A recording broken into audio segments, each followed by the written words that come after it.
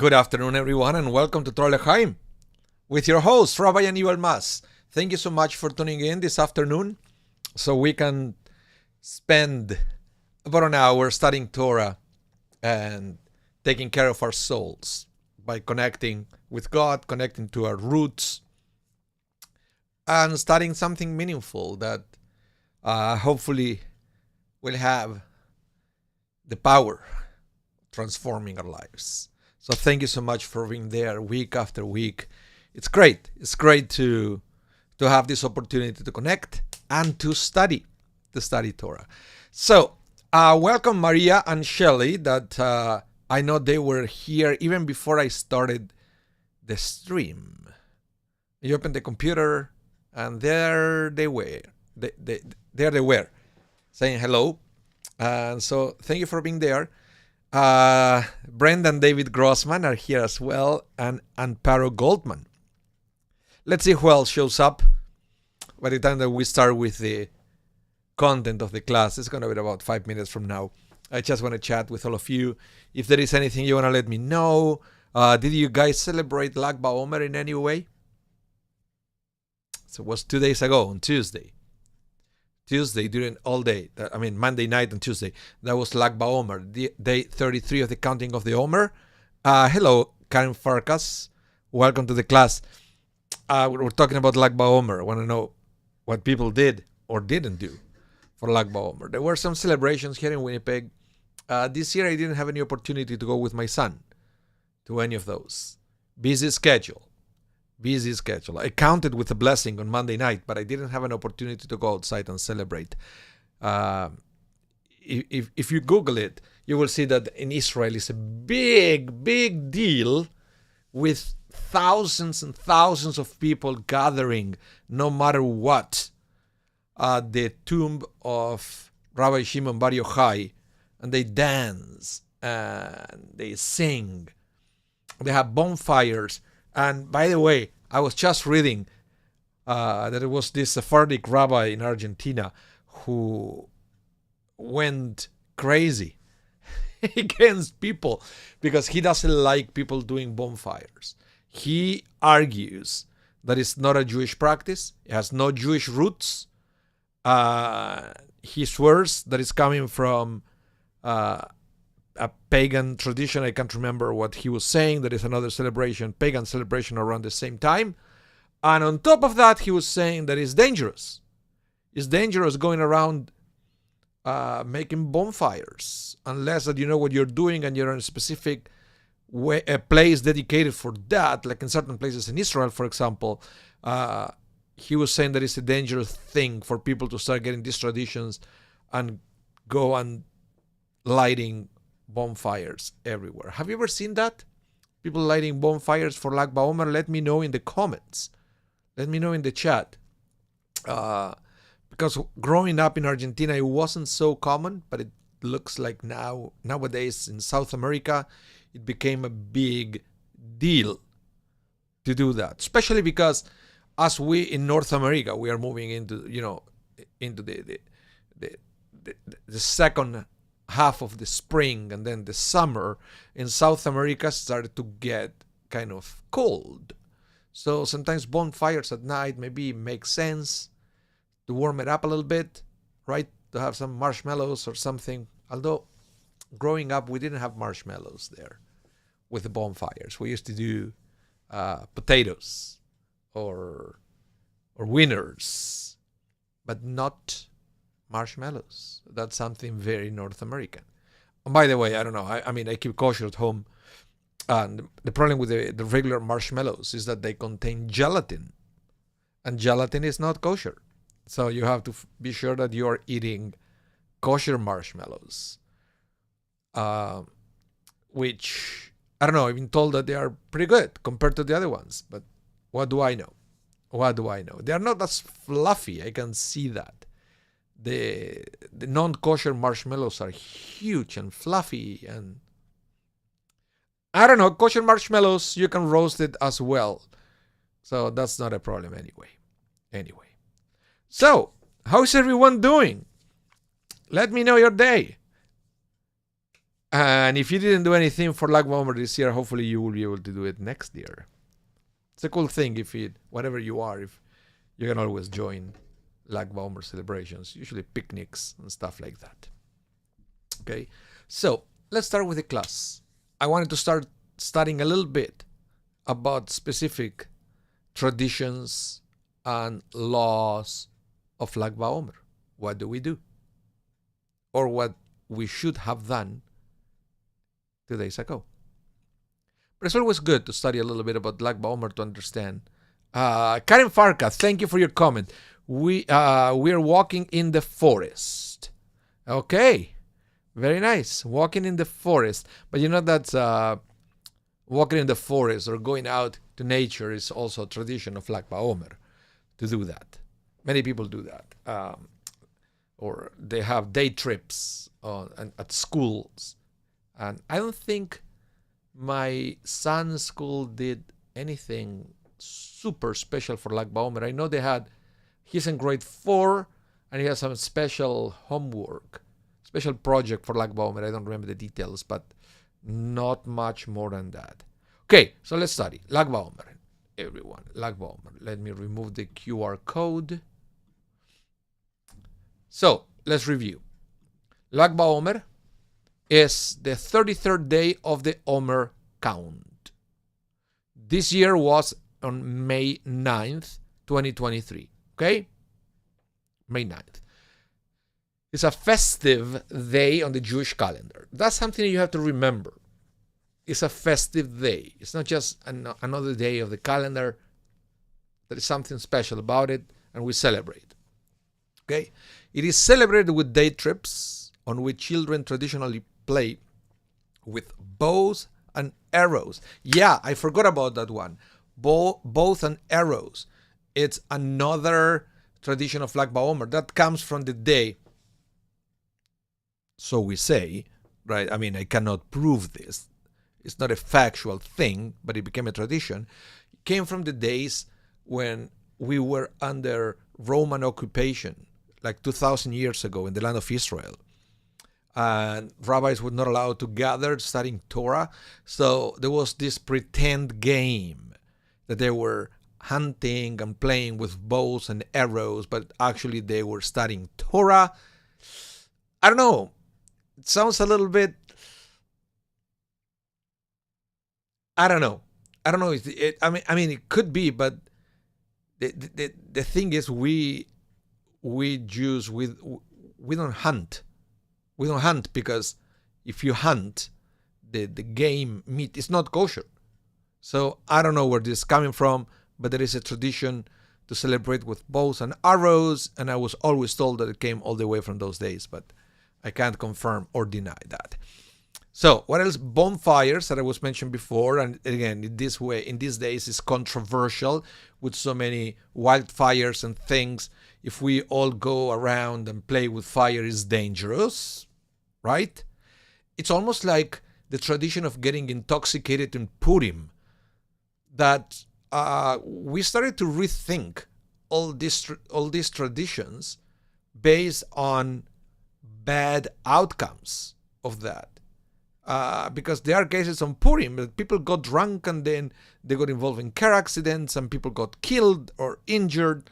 And the same thing with the bonfires. Yeah, you can have fun, but you can start a disaster if you go around lighting fires everywhere you go. So again, I have to mention it is traditional, but I think it should be reviewed. We also have people having parades and other joyous events, dancing, singing. That's good.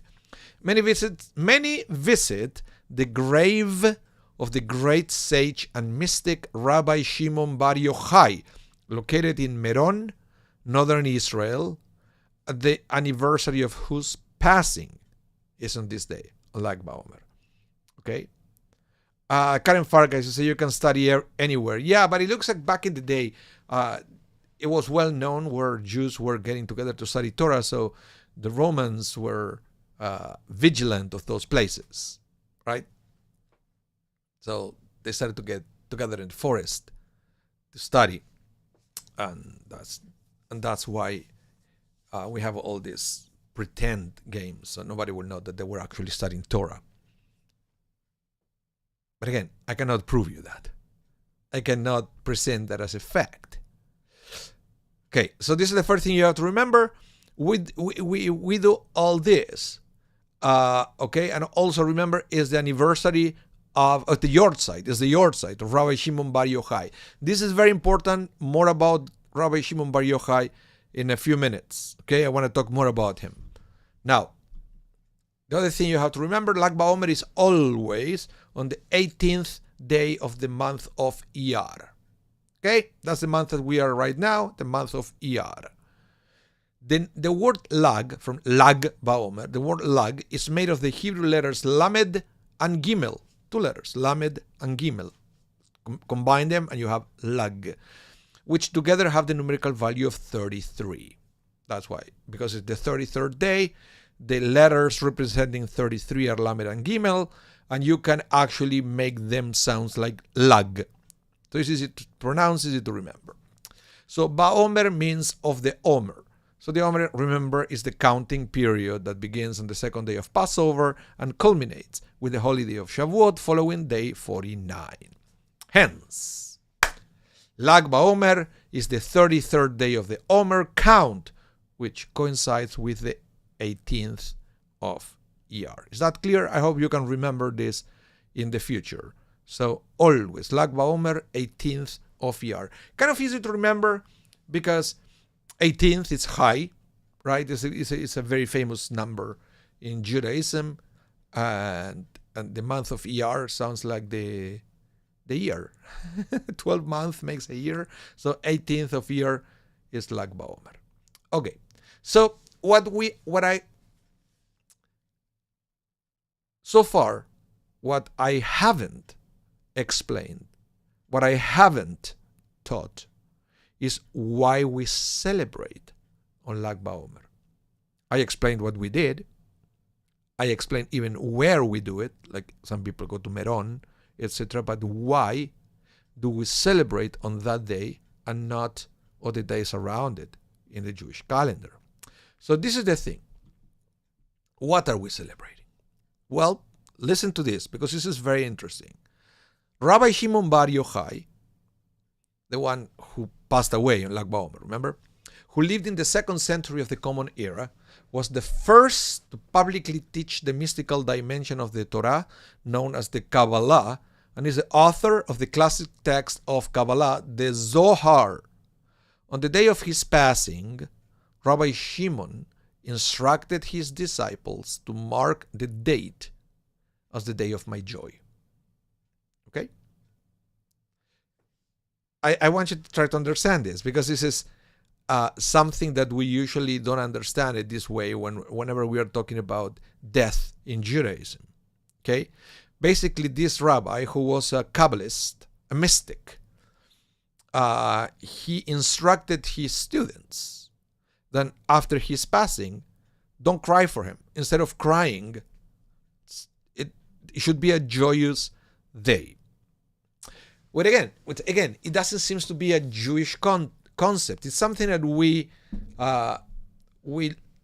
see or we experience in these days in other religions, where people don't have funerals. They have celebrations of life. Have you ever attended one of those? Celebration of life? They don't call it funeral. They call it celebration of life. The instructions that Rabbi Shimon Bar Yochai left before his death were similar to that concept, the concept of celebration of life that we experience around in these days. In Judaism, when somebody dies, we have the Shiva, right, which is a very intense, and people come to comfort the mourners and so forth. This guy said, no, I want you to celebrate me. Okay, so why is that? Well, I will continue with the text here. So the final day of a righteous person, or like a tzaddik, a righteous person's earthly life, marks the point at which all their deeds, teachings, and work achieve their culminating perfection and the zenith of their impact upon our lives. So each Lag BaOmer, we celebrate Rabbi Shimon's life and the revelation of the esoteric soul of Torah. In other words, what he's saying is when somebody dies, when somebody passes away, at that point, you can fully appreciate everything they did. And of course, and this is the thing, it's a reality. The why, or the reason why we cry, why we are sad, is because we won't have that person interacting with us anymore. We got so much from them, we get joy from them, we get wisdom from them, and we're selfish. We want them forever on our side, or by our side. We want them forever by our side. So whenever they are not with us anymore, we cry, we suffer. But basically, Rabbi Shimon Bar Yochai was saying is, why will you cry? I will be always there with you. I wrote the Zohar for you to inspire you, and so forth. He was saying, I have nothing else to give on this earth. My mission on this earth was completed. So I'm leaving this world because my work here is done. But I leave all this behind, enjoy it, rejoice, and remember me with song and dance. And that's exactly what is happening every year during his Yortzeit. People go to Meron and they sing and they dance and they rejoice in the teachings of the Zohar and another teachings by Rabbi Shimon Bar Yochai. There are many teachings from him, and you can read, you can easily Google them, and you will see many of the wonderful teachings. Have you ever studied the Zohar? Let me know in the comments. Let me know in the chat. I want to know. I want to know if you ever have any experience with the Zohar. It's something that is difficult to read, difficult to learn if you are on your own. You need a teacher next to you to study Zohar, because many of the things are like lots of images there. You need to use your imagination a lot to grasp all this esoteric concept that Rabbi Shimon is trying to teach. This is the case of somebody who was really illuminated, right? He understood so many wonderful things about God and about the relationship between God and humanity, the way God created the world. But it's something that is very difficult to explain with words. I will say that whenever we understand the way God interacts with the world and with us, is that understanding belongs to the realm of feeling. It's almost like a gut feeling, but how do you explain a gut feeling? There are certain things that they are very difficult to explain with words. Let me give you an example. How do you explain, for example, with words, the difference between the taste of chocolate and the taste of strawberry? You can feel it. You close your eyes and you can easily tell the difference between one and the other. But how do you explain to another person, right? And the same thing with somebody understands things belonging to the spiritual realm, where there is no shape, no time. Okay? It's a different world. How do you explain that? Or number one, how do you understand that? We belong to a different world. It's like somebody said, how can you explain, for example, to a blind person the difference between red and green? If you know, the person won't be able to see it. But you can see it. But then you still have to be able to explain to that other person who cannot the difference between one and the other. I'm not saying that it's impossible. I'm saying I wouldn't know what to do. And Rabbi Shimon Bar Yochai, he understood all these spiritual things, very complex spiritual things, and he tried to put it on a book. And then that's why when you open, he will talk about colors and things that, unless that you have somebody guiding you, of being sure that you understand what Rabbi Shimon tried to teach, it would be very difficult to truly understand the essence of the Zohar. Let's see here the chat. Shelly Chochinov, you did study the Zohar decades ago. Clyde, welcome Clyde. You said our cousin's son is named Zohar. Yeah, it's also a name. Yeah. Zohar means splendor. So the Zohar is the book of splendor. And again, lots of in that book there are lots of references in one way or another to light. Yeah, Shelly, I was probably too young then. Now would be the time. Okay, it's never too late. Never too late.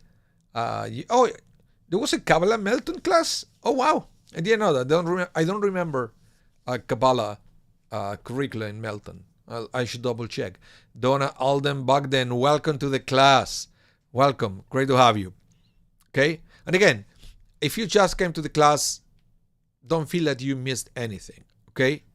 You can always replay the class after I finish, or this entire class is going to be rebroadcasted tonight at 8 p.m. Central Time. Okay? So you can recatch it tonight if you want. We are talking about Lag BaOmer, and specifically now about the life of Rabbi Shimon Bar Yochai and why he requested from his student that they should not cry the day of his passing. It should be a day of celebration. That's one of the things that we do for Lag BaOmer.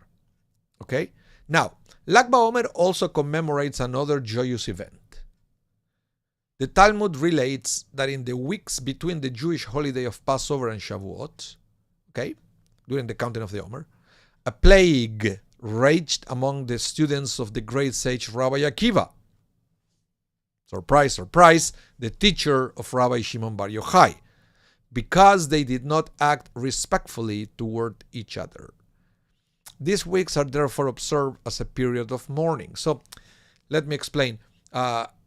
Because of what happened with the students of Rabbi Akiva, and because many of them died, and it was a big blow to Jewish,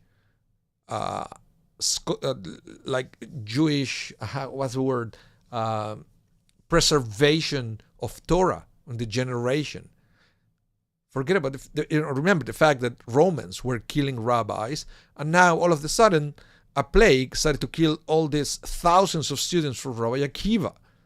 Even though the rabbis tried to understand that that plague was a punishment from God, because they knew their Torah beautifully, upside down. They knew all the interpretations, all the exegesis, but they were nasty to each other. So in other words, remember we said that, like already, we've been studying for 2 or 3 weeks in a row, that during the counting of the Omer, one of the things we do is we try to become better people in preparation for the revelation of the Torah. And this is another proof that the Torah without a good heart, without being nice to each other, is useless. That is kind of the teaching that the rabbis try to give us when they said, yeah, these students died because all the Torah that they knew was useless because they didn't treat each other with respect. Okay, but nevertheless, because they died and all the suffering, the rabbis decided that the period between Pesach and Shavuot was going to be a period of semi-mourning. Okay? Semi-mourning, where we'll go back to the text, various joyous activities prescribed by law and custom. So, for example, people don't get married, some people don't play music, they don't go to live events, so forth. Okay? But it says that plague started on Pesach. But on Lag BaOmer, the 33rd day of the counting of the Omer, the deaths ceased. Thus, Lag BaOmer also carries the theme of loving and respecting one's fellow. So, one of the interpretations is that the plague ceased because they finally got the message. They finally changed their behavior. They embraced each other. They loved each other. So the Lag BaOmer is a day of celebration, but it's also a day where we should celebrate with the love your neighbor as yourself principle, value in mind. That's what I said, but going back to what I said at the beginning, even though many people celebrate lighting bonfires, if you feel that there is something dangerous, doesn't matter if there is a tradition, you should never do it. Okay? Because one of the things that Lag BaOmer remembers is being aware that there is a world beyond ourselves. It's not that, it's not that we should go around thinking that everything should be for me. There is a world beyond ourselves. That's also a message of Lag BaOmer. Any questions or any comments for this? Okay? So now that we study about BaOmer a little bit, hopefully you learn a little bit about BaOmer, we're going to move into this week's Parsha, which is Behar and Bechukotai. So I want to go to the beginning of the Parsha, and it starts like this. Vaydaber Adonai el Moshe Behar Sinai Lemor. Okay? So you can hear the word Behar Sinai. That's why the Parsha is called Behar, which means on the mountain, on Mount Sinai. Okay, Ar Sinai, Mount Sinai. So the Lord spoke to Moses on Mount Sinai. And we all know what happened on Mount Sinai, revelation of the Torah. Okay, Torah was revealed to Moses, and the revelation on Sinai was to Moses and to everybody. Like that was something experienced by the whole people of Israel. So the Lord spoke to Moses on Sinai, saying, speak to the Israelite people and say to them, when you enter the land that I assign to you, the land shall observe a Sabbath of the Lord. Who can tell me? Who can tell me what the Torah is talking about here? Do you know which commandment are we mentioning here?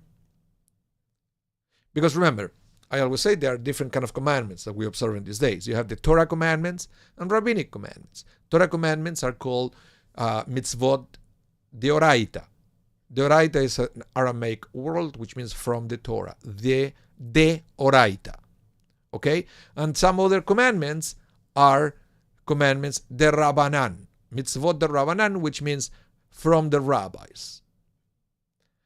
Here we have a clear mitzvah deoraita. A mitzvah, commandment from the Torah. But I want you to tell me, use the chat please, if you can see, you can tell me, which specific commandment are we reading here? Okay, Karen Farkas, letting the fields lie. You're close there. How is it called? It has a specific name. You have a specific name. Let's see if you guys know it. I'll give you a second to think about that. I don't know if you know which commandment we are talking about here.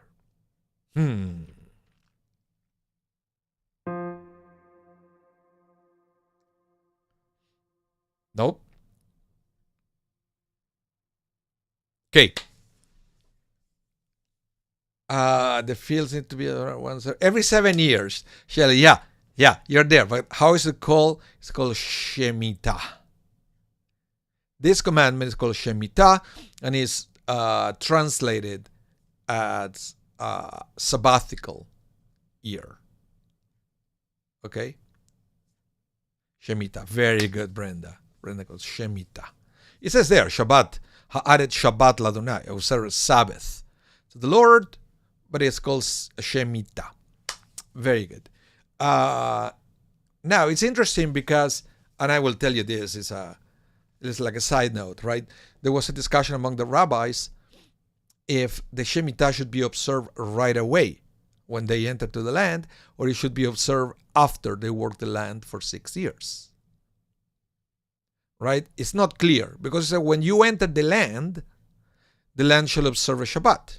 So it looks like you're talking about that they have to do it right away, but now, long story short, it was decided, no, you work, basically the commandment of Shemitah was given, and then they have to work for 6 years, and the 7th is going to be a Shemitah, a Sabbath of the land. Okay? Yes. Anyway, Donna, new word for me. Okay, yeah, we have 2 words that comes that we are going to learn in this parsha. One is called Shemitah, the sabbatical, and the other one is Yovel, which is translated as Jubilee. That is once every 50 years. And all these things, at the end of the day, it wasn't just about the land resting, but it was also about freeing slaves and forgiving debt and returning the land to the proper owners. And it was very complex. I don't want to go into the details because that would be a totally different class. But yeah, this parsha we learn the concept of Shemitah and Yovel, Jubilee. Okay? So, but Rashi Rashi has a very good question about this couple of verses. Leviticus 25 verses 1 and 2. Listen to this, because it says, the Torah is talking about revelation, and then it says, when you go to the land, observe the Shemitah. Very good. But Rashi asks, whoa, what has the sabbatical year to do with Mount Sinai? Right? Were not all commandments given on Sinai?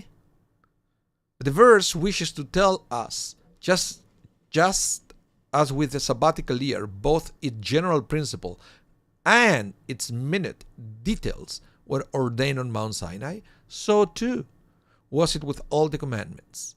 Their general principle as well as their details were ordained on Mount Sinai. It's interesting because if you read, let me go again here. If you see here, where it said the Lord spoke of Moses on Mount Sinai, it looks like that is the thing that God said to Moses on Sinai. And we know that it was much more. But then if you continue reading in the Torah, you will see that it goes into not just the general principle of the law of the Shemitah, but also all the details. Many other laws that are presented in the Parsha or in other parts of the Revelation, we get to read the general principle, but we never find any details there. So what Rashi is saying is that God decided to present this specific commandment, the commandment of sabbatical, as representative of revelation on Sinai, because in this case we do read from the Parsha the general principle and all the details. And in the same way that all the details were presented at that time, all the details from all other commandments were presented at that time. And you will say, why? But that's the case. Where are they? Oral law.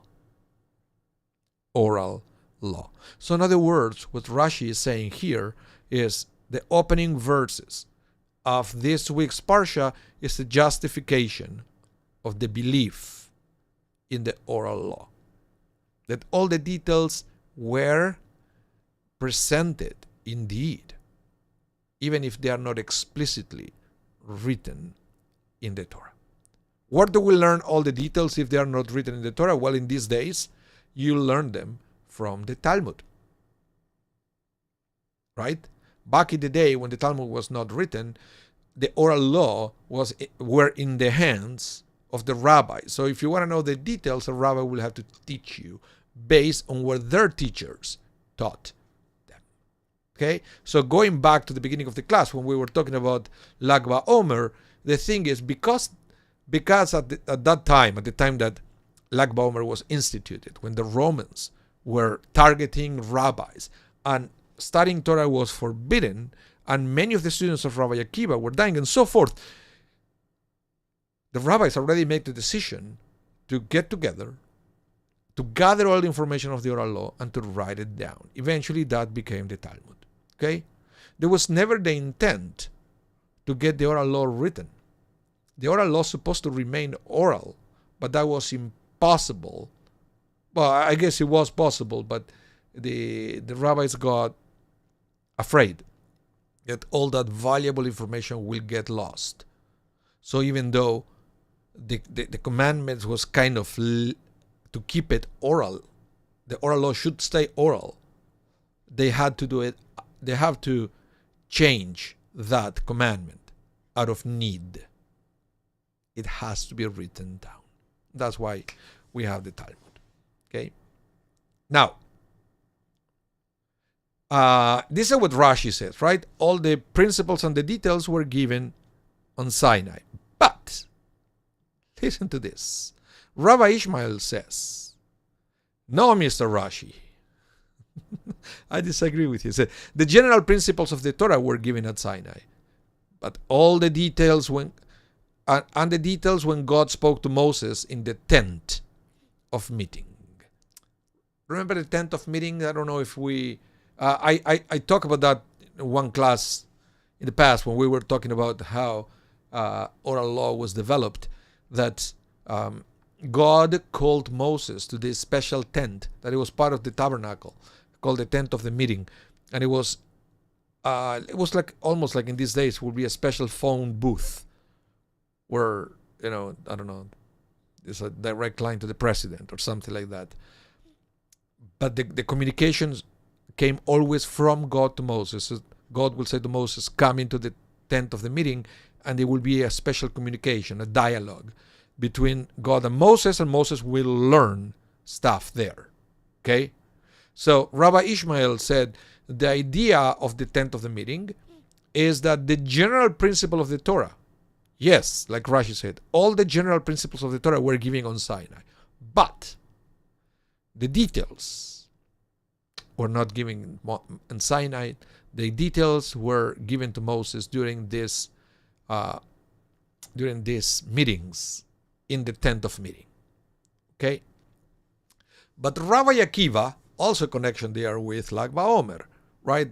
Rabbi Akiva's students were the one who died during Pesach and Shavuot. Rabbi Akiva says, no. The general principle and the details were given at Sinai, just the way Rashi is reinforcing.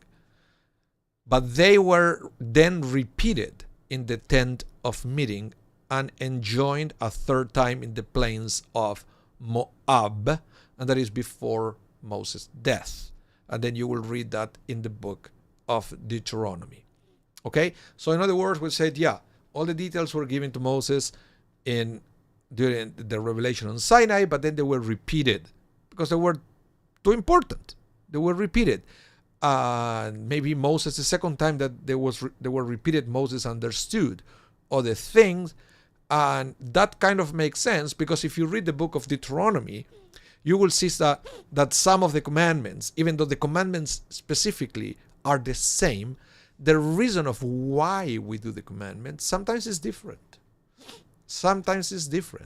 And you will see, for example, that even the description of Shabbat, where the Torah will say that the Shabbat is there to remind us of the creation of the world, and on the other side it will say that the Torah is the Shabbat is there as a reminder of the Exodus of Egypt. So there is an evolution on the understanding of the commandments.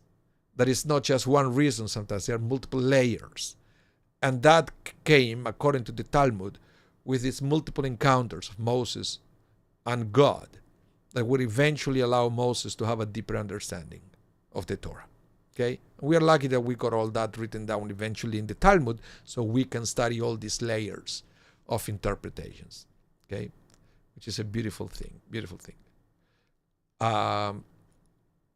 So, back to here, right, is what I mentioned before. Let's study a little bit about the verse.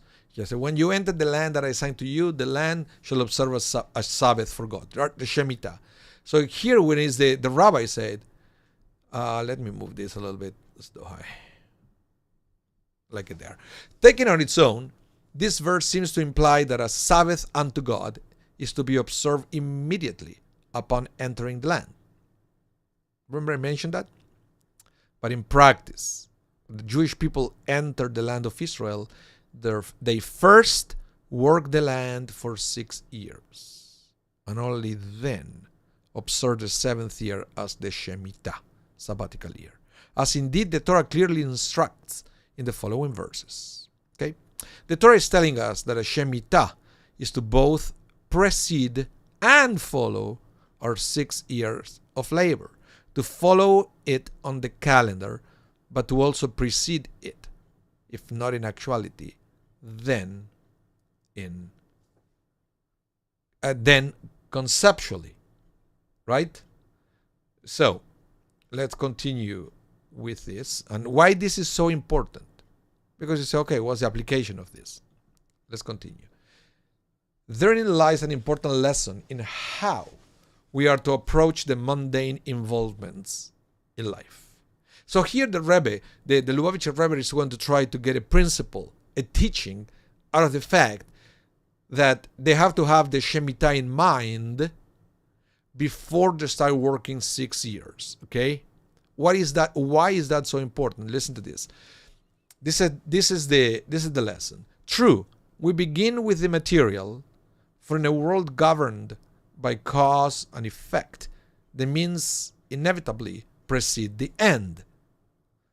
What is first in actuality need not be first in mind. In mind and consciousness, the end must precede the means. For without a clear vision of their purpose to guide them, the means may begin to see themselves at the end. The spiritual harvest of a Shabbat or Shemitah can be achieved only after a work week of dealing with the material world and developing its resources. But it must be preceded and predicated upon a Sabbath unto God that occupies the fore of our consciousness and pervades our every deed. This is so important. This is so important because what the Rebbe is trying to explain is that we all love Shabbat. It's the day of rest. Well, the day of rest itself doesn't make any sense if you don't work first. But you work first with Shabbat in mind, knowing that, you can put all the energy during these 6 days into doing something and creating and working hard. But then eventually the Shabbat will come where we can take a pause, we can hit the reset button, and we can reconnect to God. If you don't start, if you go to work without knowing that eventually the 7th day is going to be a day of rest, it's the wrong way of doing it. It's like a let's say when you start a new job, you want to know when your holidays are going to be. It doesn't mean that you want to take them right away.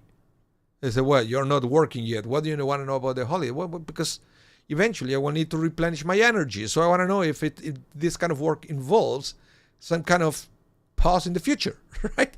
Where I can rest. It doesn't mean that you want to rest right away or you don't want to work. It means that you have it in mind. So Shabbat should be in our mind before we start the week. And this kind of mimics what happens with the world. I don't know what yours, and I want to hear from you. What's your way to disconnect? What is your way to observe Shabbat? Because I believe that there are many ways. Shabbat has many layers. So I would like to know what is your own way to connect with Shabbat and disconnect from the work, and how you enjoy the Shabbat to replenish your energy. But again, I was always thinking that replenishing the energies doesn't make any sense if you don't work for the other 6 days, right? I think Shabbat and the 6 days are both necessary, and they are both sides of the same coin. It's very important. So yeah, if you want to share with us what is your way, what is your way to observe Shabbat and to enjoy the Shabbat, I would be curious. Shelly Chochinov, go for a long walk. Okay, interesting. That is not my way, by the way, to disconnect on Shabbat. But if it works for you, that's fantastic. Donna, go to synagogue on Shabbat. It's enjoyable. Okay, you see, there are different ways. Some people like Shelly, they go to synagogues and long walks. Both. I like to read the newspaper on Shabbat, for example. I never have time to do it mostly. Mostly I don't have time to do it during the week anymore. Before, when we were in lockdown, I had a little bit more time to read it. Now it's more difficult. I read a little bit in the morning when I have my coffee, but I can't pass section A, page 2. I never have more time. I never have time for more than that. But then on Shabbat, I usually like to do that. I like to play sport with my son on Shabbat and doing that. Yeah, singing. It's great. It's great. Services are very important on Shabbat. Some people like the kiddush that we have after services on Shabbat. It's their way to reconnect with community, right? And yeah. A short sleep, Shelley. Yes, I wish I could go back to that, but I cannot do my short sleep anymore. My son doesn't believe on naps. He doesn't believe in naps. He never did, not even as a baby. Okay, so let's continue. I want to present to you another teaching, beautiful teaching from this parsha. Okay, beautiful teaching. Brenda Grossman, I can only dream of party sandwiches. Yeah, well, you have to come visit us again, and you will have lots of party sandwiches. Lots of sandwiches. So, and it's interesting that we talk about the spiritual dimension of the Shabbat and everything, but I want to bring you down to earth. And I want to show you how the Torah goes back and forth between spiritual matters and also matters that regulates society. And this is a perfect example. Listen to this. I love this teaching. I love this teaching. It says, Leviticus chapter 25 again, verses 14 and 17. When you sell property to your neighbor or buy any from your neighbor, you shall not wrong one another. Okay? I don't think I have to explain that one. It's very clear. And then he said, do not wrong one another, but fear your God, for I, the Lord, am your God. Okay? So there is something interesting that you will always see at the end of all these commandments, that it will always add the fear your God. Why is that necessary? Well, because we are prone to find loopholes on the law, right? And then basically said, fear your God. That means even if nobody is watching, even if you can fool the judge because you find a loophole, fear your God. Because you know that there is the letter of the law and the spirit of the law, right? That's the thing. There is the letter of the law and the spirit of the law. You can observe the letter of the law without observing the spirit of the law. We all know that.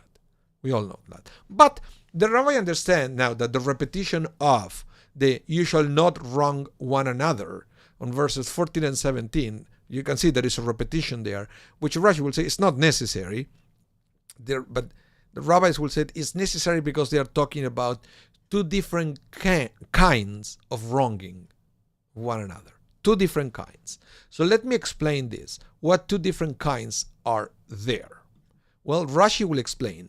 The first verse refers to financial fraud with money. The second verse forbids verbal fraud, speaking hurtful words or giving bad advice. That is why the second verse adds, but you shall fear your God, lest the person say, who will know that my intention was to do him evil? Yeah, because when you are doing some kind of financial transaction and you wrong, you cheat, it's easy, or it's easier that you will be caught. There are paper trails, there are proof, sometimes witnesses, so it's more difficult to fully get away with it. But when you say something, yeah, sure, you got proof that I said it to you, right? So that's why. But again, two different kind of prohibition that we learn from here. Number one, financial cheating. Number two, verbal cheating is also forbidden. Okay? And the Rambam will explain more about this second kind of cheating, which is the verbal, which is the one that is more difficult to regulate because it's more difficult to catch. Okay? So the Rambam will say, and similarly, lies, tricks, subterfuges, cheatings, circumventions are forbidden. Okay? They said it is forbidden to deceive anyone, and even more so when it can lead to the desecration of God's name. For that is a great sin and imbues in a person bad traits. And all these wicked actions, God explained that he will be disgusted with them and with those who perform them, as it says, for anyone who does this is an abomination of God. Because again, this verbal fraud is more difficult to catch. So that is the thing that only a person of faith will stop themselves from doing it, knowing that the judge is God. At the end of the day, you have to answer to the creator of the world, because nobody will be able to come back to you with any kind of formal accusation about this kind of different cheats. Maybe you're very good at it, even with financial fraud. Maybe you're very good at it. You know that you will never be caught. But we believe that there is another judge, that is God, that is always watching. And it's a different dimension, it's a different way of doing it. But now, the interesting thing is that the rabbis will also explain that the problem with verbal fraud is, and that's why we don't understand or we don't take it so seriously, is that they teach that verbal fraud or cheating is a form of stealing. Have you ever cheated at school? You don't have to say it in the chat. I don't want you to put anything there. Just think about it and just be honest with yourself. Have you ever cheated at school? Right? You were doing an exam, you didn't know the answers, you look around, and then now you know the answers. You're there, or you have a little cheat paper or cheat sheet in your hand. You didn't really study, but you're good at cheating, so eventually you get good notes. You passed. You passed the test. Not because you knew it, but because you cheated. Well, the rabbis said that's one of the prohibition of that. You just violated that commandment. That is talking about all kind of cheatings and frauds, not necessarily financial, but the other frauds. And that is also a form of stealing. How so? Well, think of it this way. That kind of cheating that we do at school or university is called geneivat da'at. That is the halachic name for those kind of cheatings. Geneivat da'at. You know what a geneivat is? Do you know what a ganev or ganav? What is a ganav? Come on, chat. Who is a ganav in Hebrew? A ganev. I will be surprised if nobody typed anything there. Who is a ganev? I'll give you a second when I have water here. A thief. Thank you, Shelley. A thief is a ganev. Okay? Da'at is mind. So, geneivat da'at means the thief of the mind. A cheater. The one who will trick you into thinking that something is different from reality. Right? So, let me explain. Rabbi Menashe Klein said, cheating is a clear violation of geneivat da'at. Okay, the cheating that we do at school, and this is something perhaps you can talk to your kids, to your grandkids, right? Because they don't understand what's wrong with cheating at school.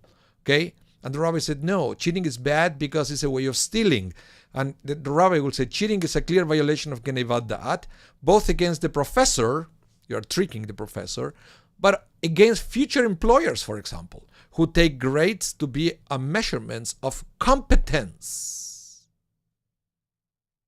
You realize that you passed that exam without studying, and that at the end of the year, you may have better grades than somebody who actually studied.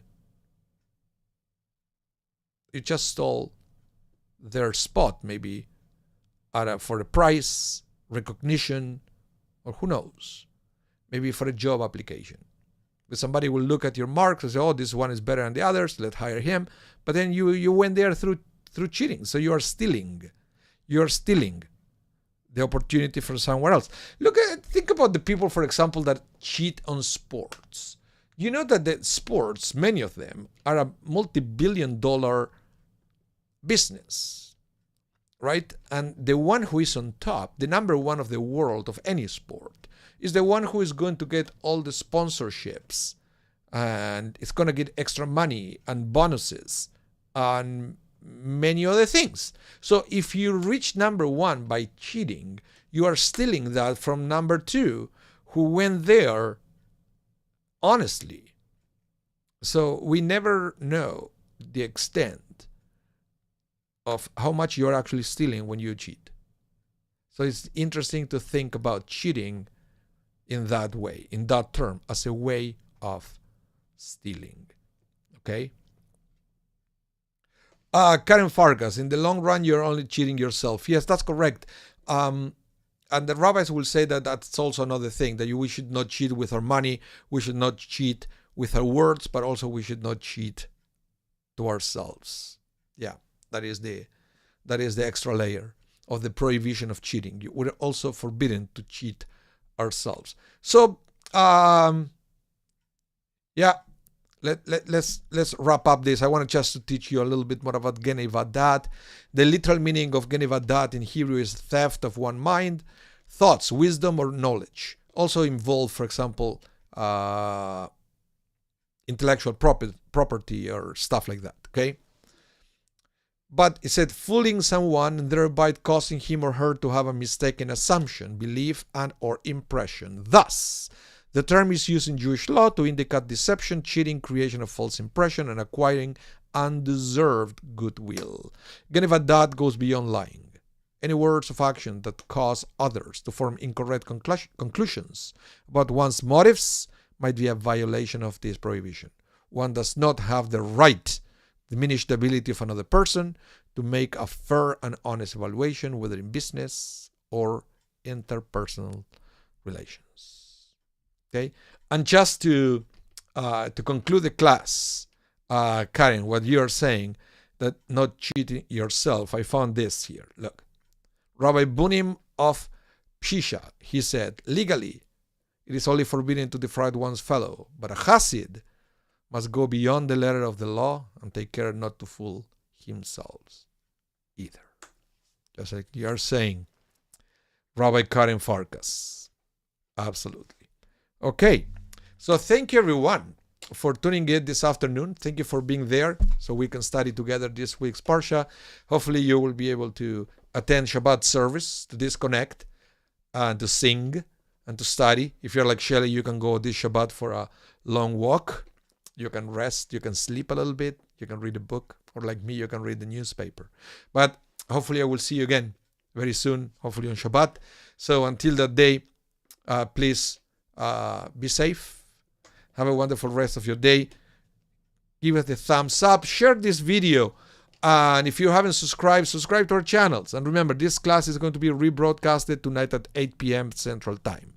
Okay? So have a wonderful rest of your day.